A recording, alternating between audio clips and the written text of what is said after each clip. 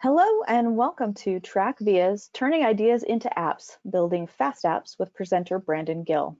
My name is Michelle Martz Mayfield and I'm the PR and Corporate Communications Manager for TrackVia. We're going to start out with a few housekeeping details. You have started in listen-only mode. Please continue in that mode so everyone can hear the presentation. If you have any questions, please submit them via the chat window. We'll follow up with those at the end of the presentation that we can, and those that we don't answer live, we will try to follow up in an email. The webinar is being recorded, and we will send you a follow-up email with that recording within 48 hours. That's all there is for our housekeeping, so I'll turn it over to you, Brandon. Awesome. Thank you so much, Michelle. Well, everyone, I'm really excited to be here with you today. If you've ever attended one of our monthly webinar series in the past, you'll know that we typically go through a pre-built demonstration. But today, what we're going to do is a little bit different. I'm actually going to show you how to build an application within TrackVia. So whether you are a current TrackVia admin and you are familiar with this and maybe you just want some tips and tricks, or you're brand new to TrackVia and you don't know what it means to build an application in a low-code platform, we're going to cover all of that today. So we're going to start with a little bit of intro to who TrackVia is. We're going to talk a lot about what low code is, because low code is the technology space that TrackVia exists within. We'll talk a little bit about who can use low code, and then of course we'll spend the majority of our time actually building a simple business-ready application using the TrackVia platform, and we're going to build that whole application in about 40 minutes or so. So I don't expect it to be perfect, but it should give you an idea of how easy it can be to build these applications. So just a little bit about TrackVia. We were founded as a company in 2006, and just for a little context, the term low code is said to have originated around 2005, so we really look at ourselves as a pioneer in this space.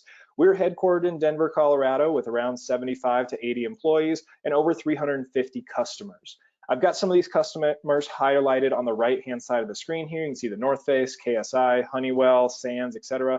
And I show these customers really to showcase the difference between all of them, because low code really is a technology for everyone that can help solve a lot of different problems. Really, anytime you are trying to track data and move that data from one place to another, one person to another, department to another, whatever the case may be, a low code solution like TrackVia is likely a solution that's worth considering. In the case of the North Face, they use us for custom product tracking. KSI uses us out in the oil fields in Bakersfield, California for safety tracking, asset management, production management, all sorts of different things. Stearns uses us for several back office processes. They actually have over 86 applications on the TrackVia platform. Honeywell and Sands use us for a variety of back office things. And then Deep Roots Harvest is actually a cannabis customer of ours that uses us for essentially all of their operations short of finances. So we run all of their operational processes minus their financials. So what is low code? This is a term that I think is becoming a little more commonplace. A lot of people are starting to hear this term more. And at a high level, if you look up the textbook definition, this is the answer you're going to get. Low code is a software that provides a development environment used to create applications through graphical user interfaces and configuration instead of traditional hand-coded computer programming. Well, if we kind of break that apart a little bit, the way I think of low code is it is a platform that allows you to build enterprise-grade applications without needing to know how to code. It's very easy to use. It's designed to be drag and drop and designed really with the business user in mind so that the people that know the processes can now build the processes even if you don't have that programming background, which many of our admins do not. Now, when it comes to low code, we also have a very wide spectrum of what is considered low code. Now, if you look at the analyst reports like Gartner and Forrester, this spectrum is starting to get pieced up a little bit. They're starting to have subsections of low code. But if we think of it really broadly, low code can be everything from your lightweight tools like Excel and Access databases, because you don't need to code to build some pretty powerful things within those tools. The problem there tends to be scalability. So, I think we've all probably had an Excel sheet that we're really proud of and it does great things, but when you start growing it bigger and bigger and bigger and more people need to contribute, it starts to fall apart, starts to have some holes within it. On the right-hand side, we have more of what I would consider a developer toolkit, which is companies like OutSystems and Appian. These are very robust platforms that are considered low code, but really what they do is they give you a framework to code around. So you do still need to have a programming background in order to work with those systems, but in some areas they are still considered low code.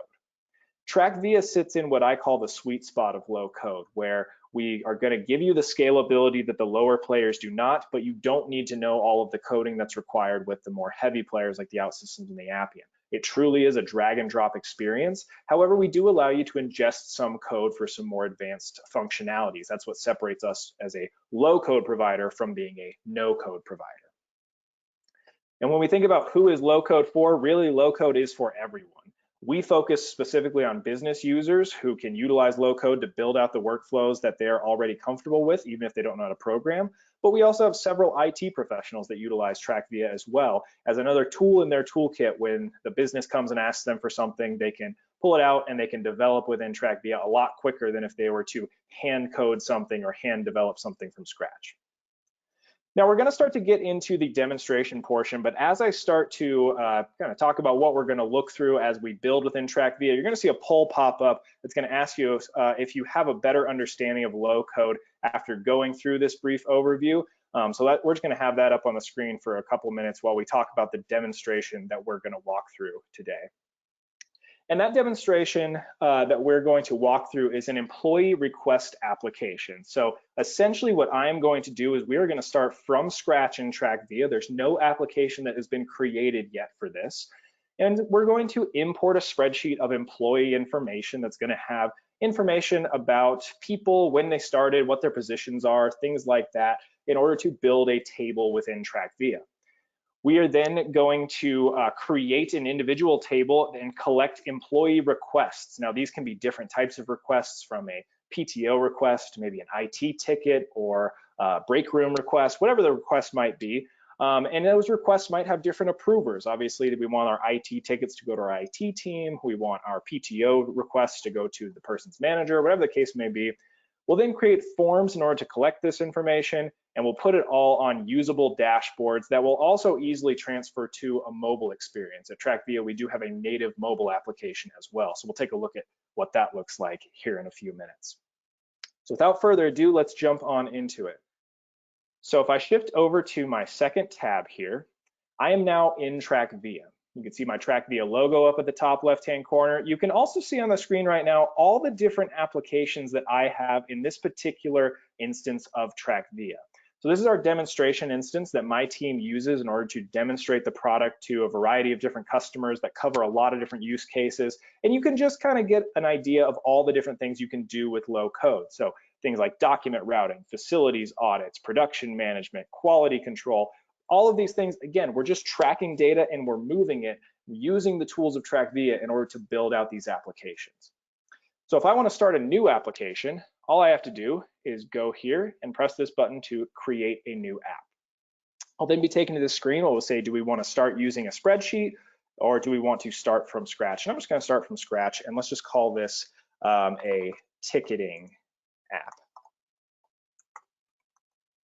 We'll hit next on that. And now we have essentially created a new application within our TrackVia account. So if I hit that drop down, I can still see all of the applications we had previously, but now we are within the ticketing app, which is what we're going to build over the next 40 minutes or so. So to start, I'm going to bring in that employee list so that we actually have some data to work off of. We need employees in order to make these requests. And to do that, what I'm going to do is I'll pull up my employee list just so you all can see what I'm going to be bringing in. I'm going to have an employee ID, an employee name, an employee start date, and a title. So pretty basic information, but with spreadsheets like this, you can bring this information into TrackVia very easily and get your app stood up even quicker than if you were to start completely from scratch. So let's start at my tables dropdown, and let's go ahead and bring a new table in from import. I'll call this my employees table, and we'll say what it will be singularly and what it will be plural. That's just important for our database structure. And I'm just going to take that same spreadsheet we were looking at and drag it and drop it into place here. You can see what it's going to look like as it imports with the headers at the top and the information that we looked at on the spreadsheet down below. Let's hit next on that, and we'll be able to map our data. Now you'll see that a lot of this information is going to come across as single line fields, but for my titles, maybe I want this to be a drop down instead. So instead of a single line, I can change this field type to a drop down list where we have the option of employee or manager. We'll hit next on that, and that's going to import my file. We'll see that it imported with no errors. So now if we view my table, I can now see the information within TrackVia in my new employees table. Now there's a few things I can do to clean this up. My employee ID, you'll see, has a comma in it. Typical database structure would say we don't necessarily want that. So if I go to my tables dropdown, I can see my employees table and I can edit this. And now I can see the fields that were created for me on this table. I can of course add more fields if I want, but for my case, I'm just going to clean this table up a little bit using some best practices. So starting with our employee ID, I'm going to get rid of that separator. And then up here where you see our ID, this is where we set the unique identifier for the table. So it's defaulted to the employee ID. I want to make it a little more specific, so I'm just going to also add the employee name. Hit done on that, and we'll hit save. So now I've got my table, got my first table that I've created. There's 4 fields within it. I can add more if I want, or I can go back and just look at my employees, and I can now see the employee ID gives us a little more description about the employee, and I can see the information that was added for me.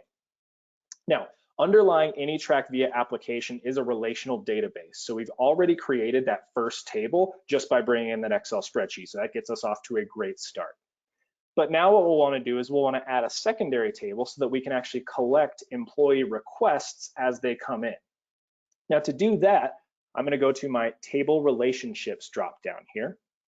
And when I do, you'll see I have 2 options. I can view my entity relationship diagram, or ERD, which is just going to show me my database as it's set up, or I can look at a relationship list view. And let's start there. From my relationship list view, I can hit this button here to add a table. You'll see we have our employees table there. I'm going to add a new table, and we're going to build this one from scratch. So I'm not going to bring in an Excel file. I'm just going to build it all from scratch. Let's name this table requests. And then we'll have our singular and our plural, and we'll create that table. Now what I want to do is I want to set a relationship between employees and requests. And typical database structure would tell us that we want a one-to-many relationship here, where an employee can have many requests, but a request can only be tied to one employee. So just to kind of sound that out, if I say I want to add a new relationship to my employees table, we're going to say a record from my employees table has many records from the requests table. We'll just call this relationship name employees.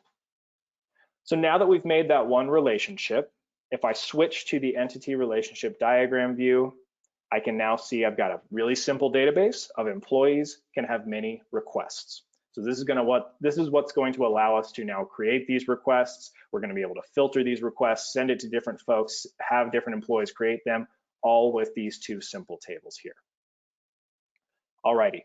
So this is where I always start. I start with the database, I build out the database. Next, I move to the tables view. Now we've already seen information on the employees table. So now what we want to do is we want to add some information to the requests table. And we're not going to bring in an Excel file like I mentioned, we're just going to build it from scratch. So if I go to my tables dropdown, I can now see my requests table. If I hit the little pencil here to edit the requests table, it's going to take me into our table editor, which we've already seen from the employee requests view.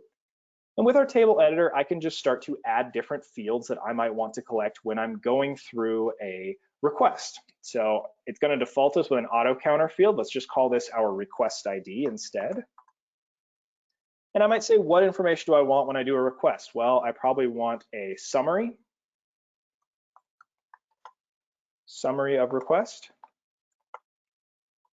So I just dragged over a single line field and made that. Maybe I want any notes. Maybe there's some additional information that needs to be included. So we can drag over a paragraph field there.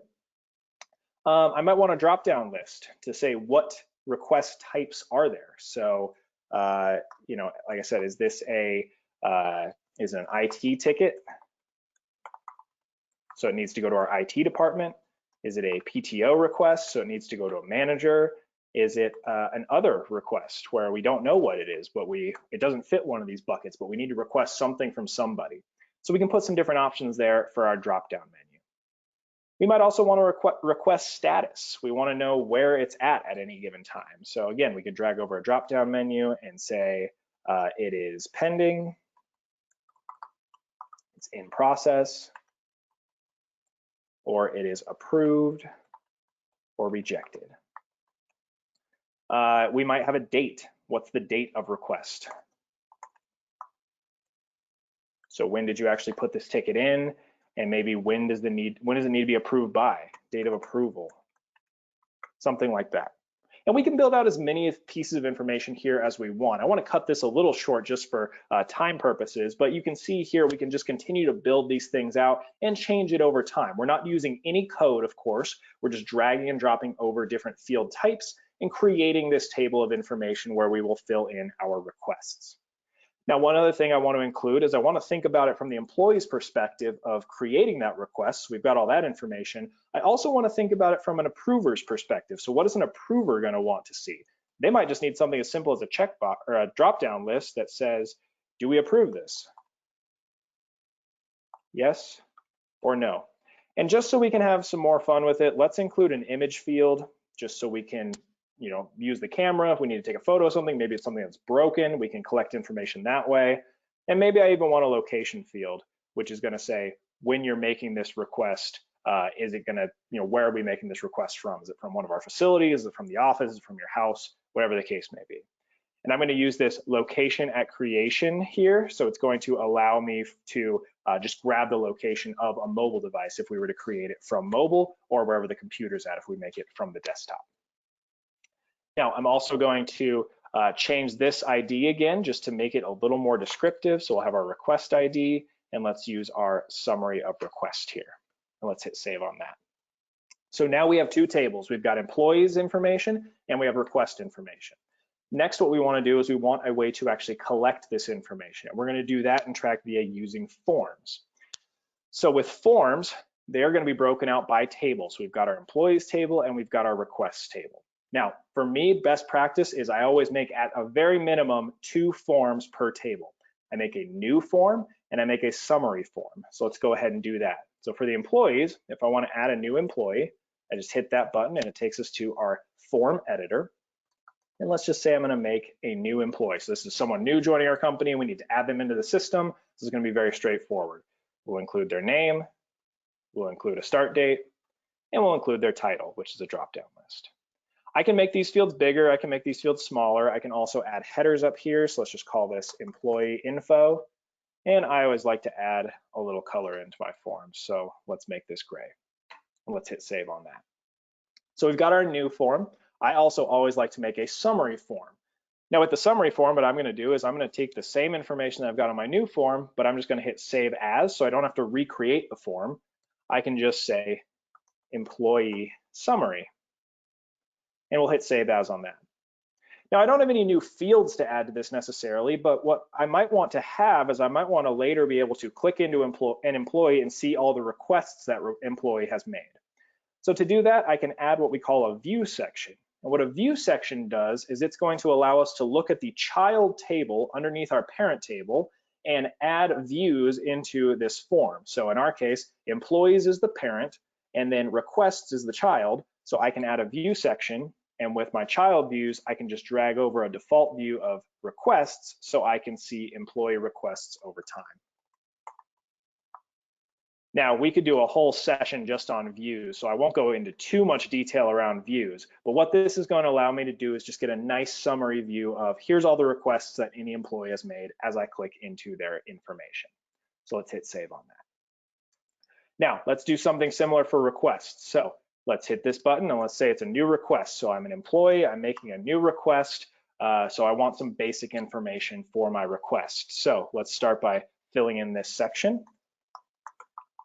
Request info, and let's make this a nice purple color. Now you'll see that I have this employees field here. This is a relationship field. So because I'm down at the child table, it's going to look up and say what employee is making this request. So let's drag that over and drop that in place. So who's our employee? Let's have a summary of the request and then any notes for the request. So this is a paragraph field, so we might make that a little bigger. We'll say what's the request type. Let's have a request status, the date that this request happened, when we need the request to be approved, and then I can include an image if we need it, and then let's include that location as well. So we've got all our fields here. We don't necessarily want the approved field on this because this is not the approval form. This is just the request form. So I'm just an employee putting this in. I'm not an approver just yet. So we'll have different forms for different functions. But what I can do is I can look at these fields and maybe make it a little bit easier on my employees to fill these things in. So for example, with request status, I know that if I'm an employee and I'm putting in a new request, it's probably going to be defaulted to pending status. It's not going to be approved. It's not automatically going to be in process. It's going to be defaulted to pending. So let's just default that field for them. Same thing with the date. We can default the date to now. And that's just going to say every time you start a new request, it's going to look up today's date and it's going to default it for you. So just little tips and tricks we can add to these forms to make them as easy as possible for our end users to fill in. And again, haven't coded a single thing yet. All drag and drop, all very straightforward for us so far. So let's go ahead and hit save on our new request. And now in this case, I don't necessarily need a summary of requests, but I will want a request approval or a request denial for our ultimate approver or denier.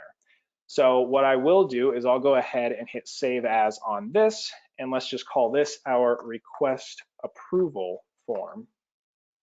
Hit save as, and I can see all the same information, but now we're going to add a new section. So we'll hit that field section button, and we're just going to call this approve or deny request.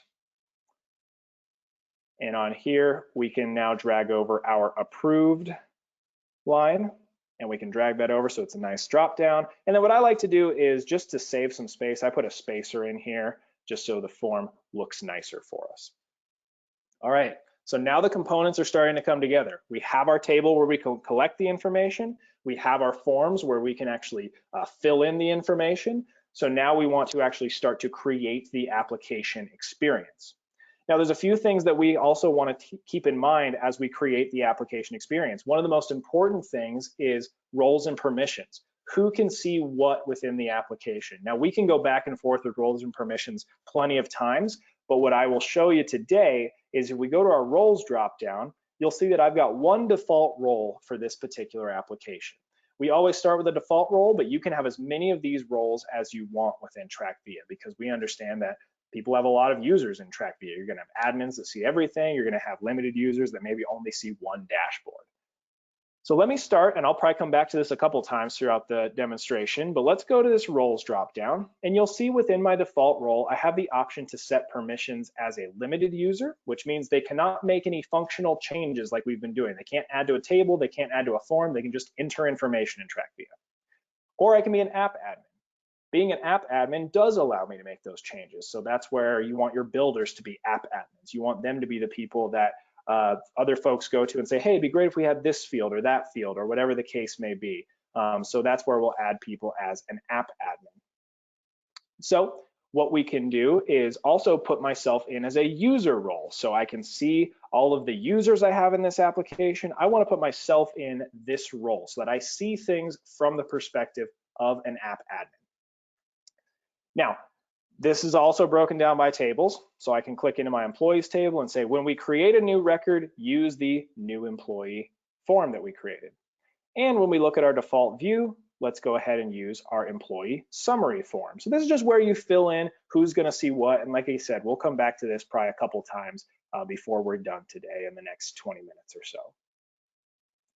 All right, so let's hit save on this. And now what we want to start to do is actually think about when we create a flow, what do we want our employees to do? We want them to start to make a new request. We want them to fill that request in, and then we want them to finish that flow. Now we can walk them through those steps very easily using our flows feature within TrackVia. So let's take a look at that. So if I hit the drop down on my flows feature and I hit add a new flow, this is what's going to allow me to create a workflow.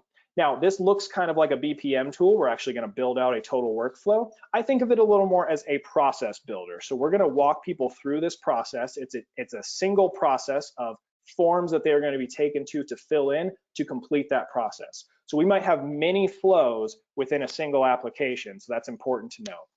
Well, we're going to call this one new employee request.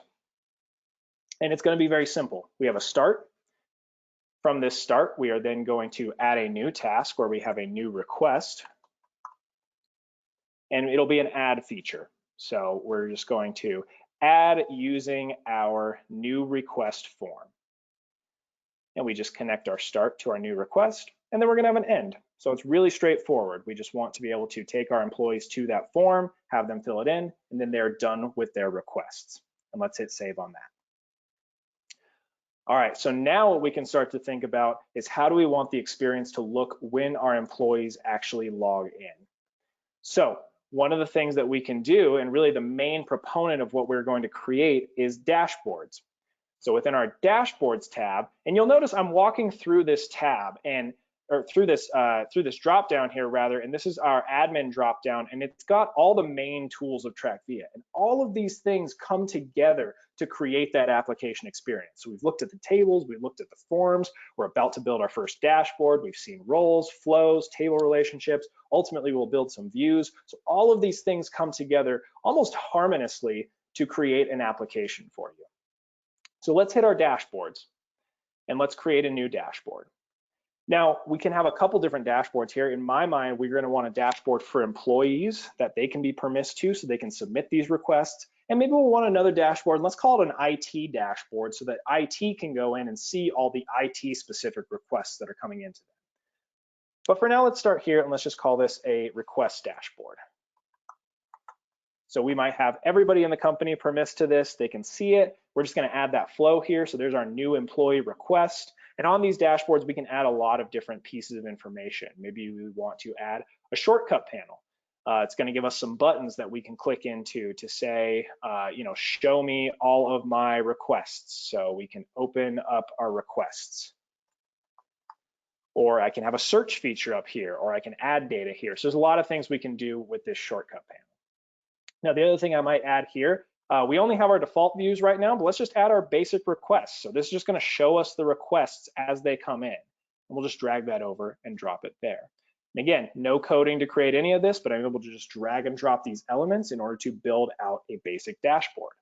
Now let's hit save on that dashboard. So now we're starting to get an actual application experience. As I log in, I'm able to permiss people so that they see this request dashboard. They can see a button to create a new employee request, and then we can see those requests sitting here. So let's try it. I will create a new employee request, and it's going to take us to that form that we had previously created. So you can see my request status is set to pending. My date of request is set to today's date, and I can fill in some stuff like who's the employee? Well, I'm Brandon Gill, so I'll fill it in for me. I can say what's the summary of the request. Maybe it's make a new app. I can type in any notes that I want here. We can say the request type is maybe an IT ticket. Request status is pending, of course. Maybe I need this by next week. I can include images if I want. And I can say where I actually did this at if we go back and we turn on our location by creation, which it looks like we did not turn on here. So we'll go ahead and make that change later. But I'll hit save changes on this, and now I can see here's my new requests app. I can see it here. I can click into it. I can see all the information I filled in. So very easy to now work with the data that we've created. Now, there's a couple things that we want to think about beyond this. We want to think about what's the experience like for those that need to actually approve these requests. So we'll probably want another dashboard. So we can do that very simply as well, but before we get there, we probably want to start building other views. Everything I'm looking at is very much our default view. It's kind of clunky. I can see all the fields here. Maybe I don't want everybody to see all that information, so maybe I just want to clean up the way we display information. And to do that, we go to our views dropdown. Now, views, just like everything else, are broken down by table. So I've got my employees table and my requests table. And typically here, what I always do is I make summary views for every table. So let's just add a new view for our employees, and let's just call it our employee summary view. Now, when we create views, what we can see is on the left-hand side are included fields, or on the right-hand side, I should say, and on the left-hand side are available fields. Now, we can remove any of these things. So we've got some system-generated fields, and I can just remove those over to the available field side if I want. We can set filters on these, so we can actually say, only show me managers, only show me employees, whatever the case may be there. And then we can get into actually creating charts and graphs and aggregating data and things like that as well. And we'll cover that here in just a minute. In my case, I'm going to say this is good enough. So let's hit save and finish. And now I can see a basic breakdown of my employees. I can see the employee IDs, and I can also just drag this over and shorten it to make it a little pencil icon that I can just click into if I want. We'll hit save on that. So now I've got an employee summary. I also might want a request summary, so let's do that quickly as well.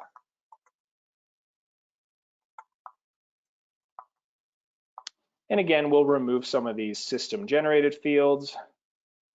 And I always like to put one kind of test record in there. So that way when I hit save and finish, I can actually see one, because it's a little bit easier to see it and say, hey, I don't really need this, so let's hide that. Maybe I make my notes field smaller. Maybe I don't need some of this information. And then I can drag this over and make it smaller and hit save on that. So now we've got information for our requests as well. All right.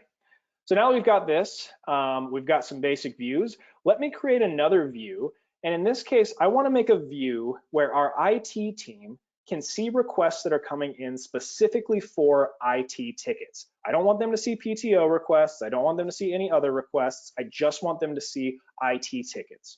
Now, this is what I think of as building workflow within TrackVia. So we're going to have a place for people to fill in information, and then they're going to be able to send that information to someone specifically based on the view that they're seeing. So let's go ahead and do that. From my request summary view, I'm going to hit our hamburger menu here, and I'm going to create a new view. And let's just call this IT ticket requests. Now what I do is we then go to our filters, and I always name my filters after the name of the view. Otherwise, you can have a lot of filters and it gets a little clunky with which filter goes to what view. So I'll just hit copy on our IT ticket requests view name, and we're just going to build a new filter, and we'll just put it up here. Now this is our filter builder. Looks very similar to our table editor, which looks very similar to our form editor. So we try to keep it all very uniform within TrackVia. And for this case, what we want is a really simple way of saying any request type that has the option selected of IT ticket, show to my IT team. If they submit a PTO request, I don't want to see that, but show me anything that has the IT ticket request selected. And if I hit preview on that, you'll remember that the first record we made was an IT request, so I can see it. So it seems to be working okay. Let's hit save and close on this. And now I can see my IT ticket requests. Now what this is going to allow me to do is I can now make a second dashboard. And really easily, we can just call this our IT requests dashboard. And in doing this, we can just start to build out a dashboard the same way we built out the first dashboard. So I can add a shortcut panel if I want, maybe make it a little bigger. And let's just say I want to add a new request maybe, or maybe I just want to open our IT ticket request view. You can really add whatever you want in here. And then what we'll do is from our views, we'll go ahead and add in our IT ticket requests view. Drag this over, drag it up here, and we'll keep this dashboard nice and simple for folks. So it's just going to be IT requests as they come in. Now, some other things I might want to do is maybe I want my IT team to be alerted when an IT ticket request comes in. So I can click into this view, and using our hamburger menu, I can turn on and off notification rules. So with notification rules, I can say, send me a notification when anything is added to this view. And let's just call this new IT ticket.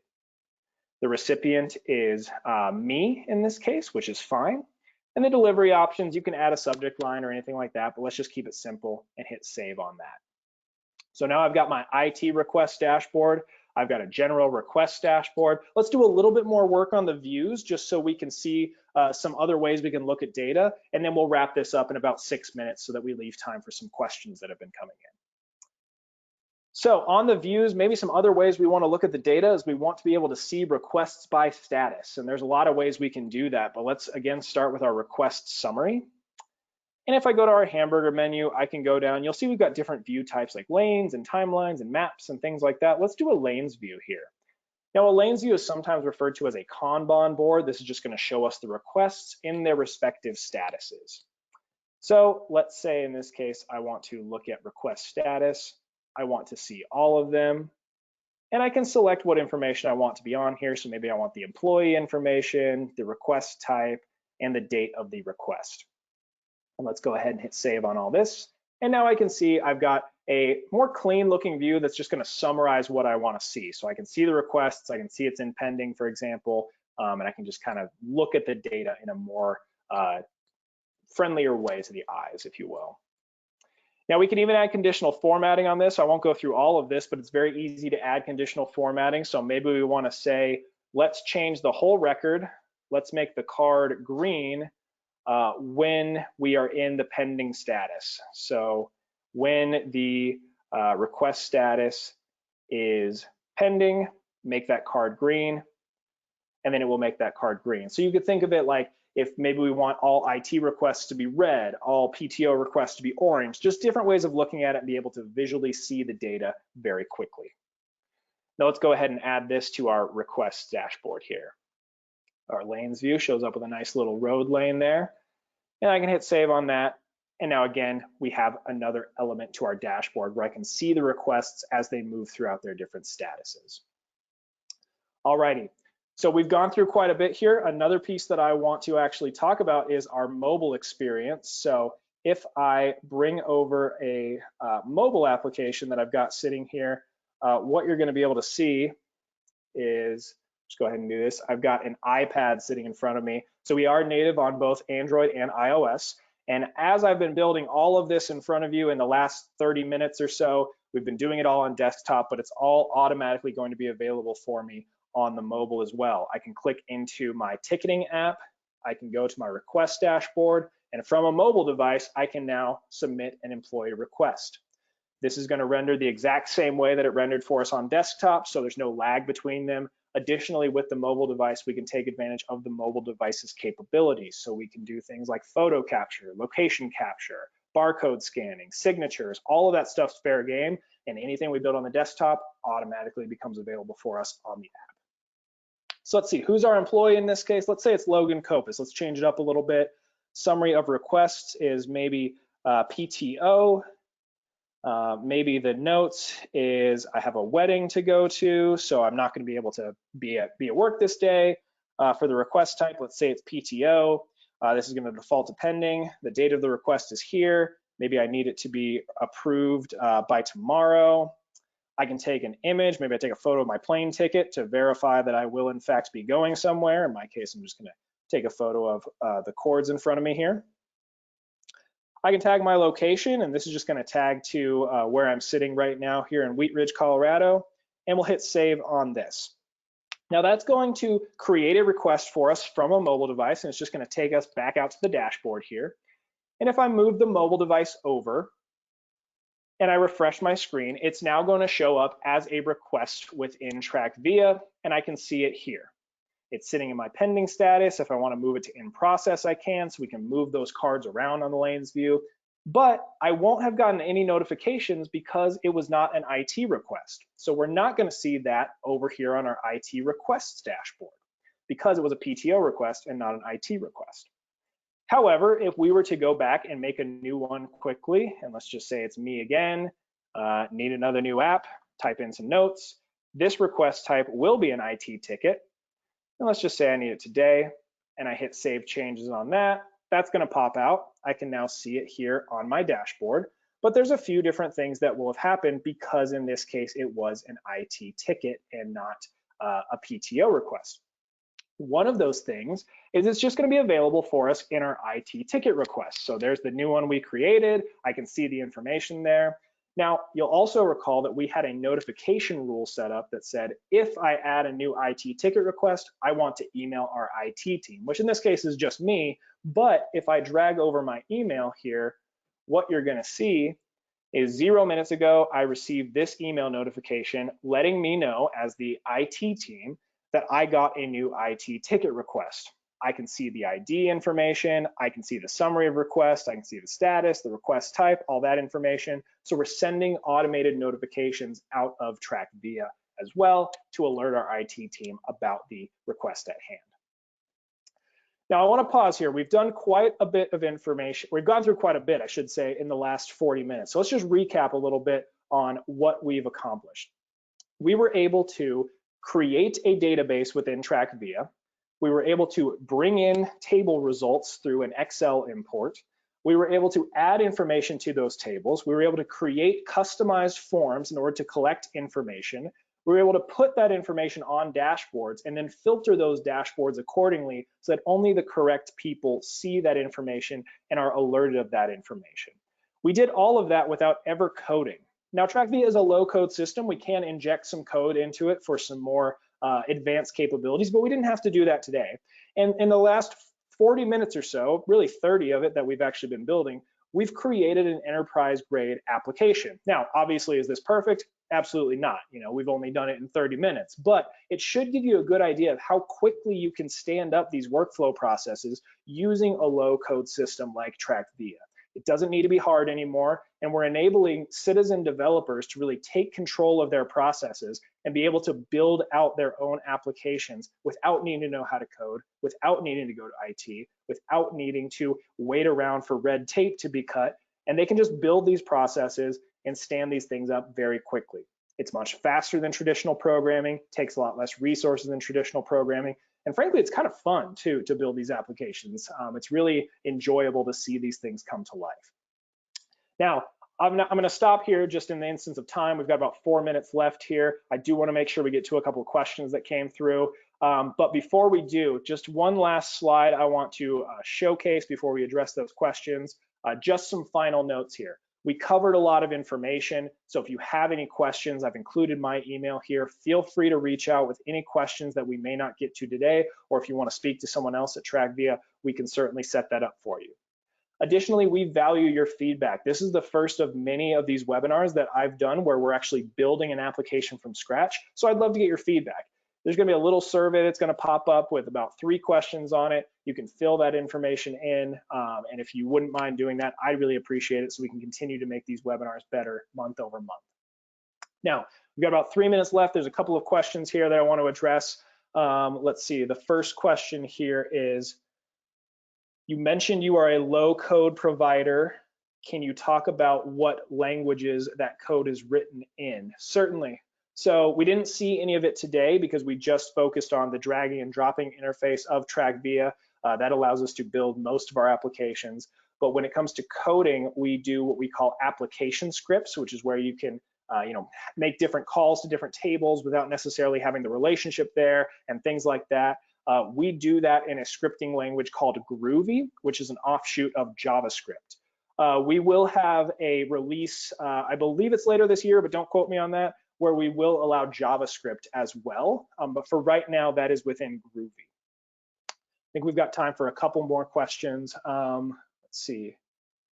One of those is, how do I integrate these applications into my other systems, i.e. SAP? Yeah, so integrations is obviously a huge part of this. Really, when we think about low code, a lot of times we are being brought in to fix a process that has been largely manual, like spreadsheets or emails or things like that. And so how do we fix those processes while still bringing information into your other core enterprise systems? And the simple answer is we have 2 main ways of integrating with other systems. We have an open and bi-directional API that we've fully documented. So if you know how to code or your IT team is comfortable with that, you can certainly do that and connect TrackVia into that other system to push data in or pull data out of that other system. Or in the spirit of low code, we have an integrations platform that allows us to build integrations using pre-built connectors, so you can drag and drop those connectors in place and build out those connections without ever touching the API. So it kind of fits the whole mentality of low code, citizen developers being able to build these integrations. I know I couldn't build integrations before we had the integrations platform, but now that we have it, it's very easy to connect into major enterprises like SAP, Salesforce, Oracle, Gmail, whatever other ones there might be. It makes it very easy to do. All right, I think we've got time for one more quick question. Is there a way to do custom branding within TrackVia? Can I white label the system? So the short answer there is yes, you can white label it. So everything we looked at today, you saw the TrackVia logo in the top left, that can be custom branded. You can have a custom URL, so it really looks and feels like it is your own system. And additionally, we have the ability to white label the mobile app as well. So if you go to the App Store right now and you search for TrackVia, you're just going to get our standard TrackVia app. You download it, you log in the same way you would log into your application on the desktop, and you go about your business. However, if you want that white labeled, we can remove all traces of the TrackVia name, and we can have your company's name, your company's logo, so that your employees or whoever's going to be using the app go to the App Store and they download your application, even though underlying it is all just TrackVia technology and the application that you've created within TrackVia. We're just at the 11:45 mark here, at least on Mountain Time. So I am going to stop it here in the interest of time, but I want to thank everyone for attending. That short survey will pop up. I'd really appreciate it if you take the time to answer some of those questions. And if you have any additional questions, feel free to email me or reach out to anyone else on the TrackVia team. Thanks, everyone.